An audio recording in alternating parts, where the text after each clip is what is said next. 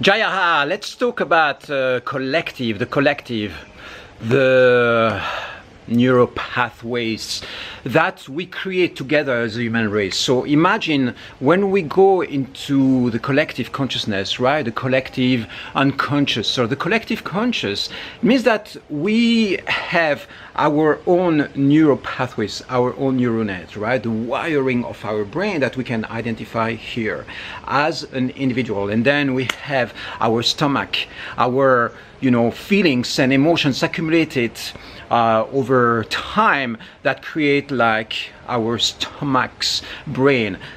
We have a lot of activity going on in this area as well, and for some people it's a brain that is even more complex than what's happening in the head. Okay, so once we go beyond the sphere of this individual that is you or that is me, what happens then?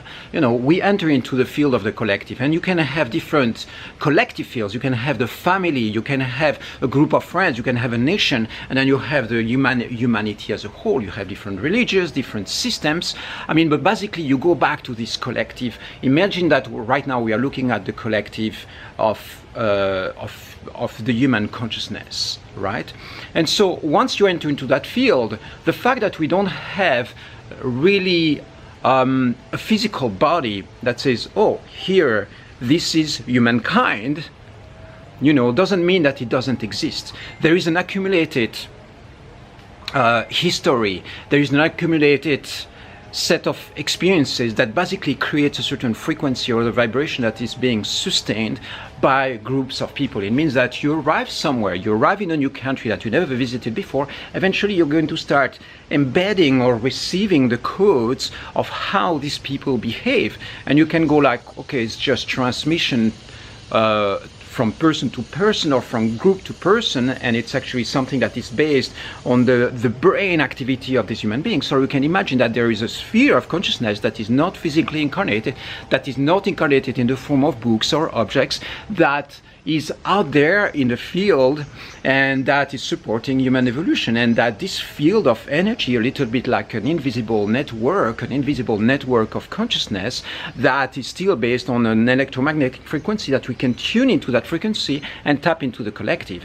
The reason why I'm saying this or giving you this hint over here is because I do believe that the moment you start taking into account the collective, when you make choices or when you receive something, you receive some information, or you in your intuitive guidance, you can actually tap into the collective and realize that what you are doing today is the result of thousands of years of evolution. You are benefiting from a field which is like the Akashic records or the blueprint of human consciousness, and you can go and tap back into that. So I just wanted to put it out there, a little bit more like a concept, but also in the sense that, for instance, when people say, why do I use Sanskrit, for instance, instead of using English? Well, a simple answer for that is because I resonate to it better, and I feel like there is a certain magic in that language that is not necessarily present in a more practical language like English. When you try to define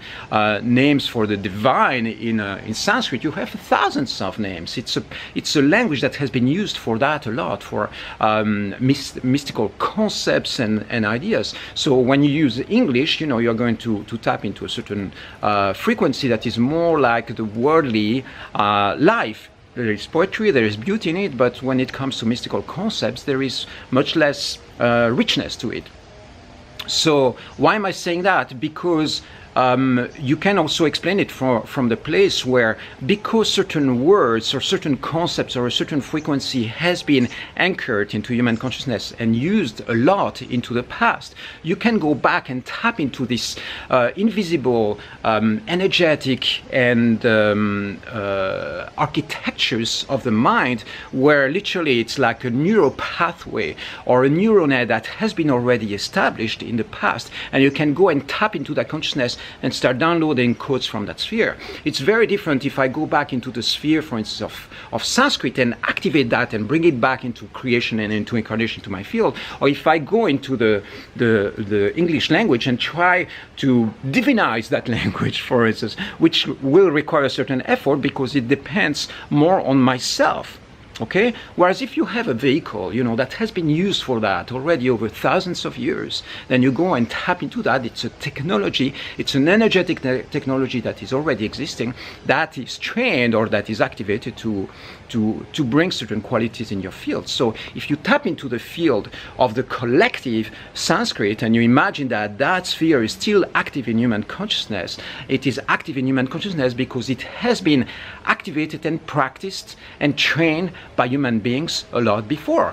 If millions of people have been practicing something, eventually it starts impacting in the collective and becomes one of the mainstreams or the main source or the main vehicles that you can tap into.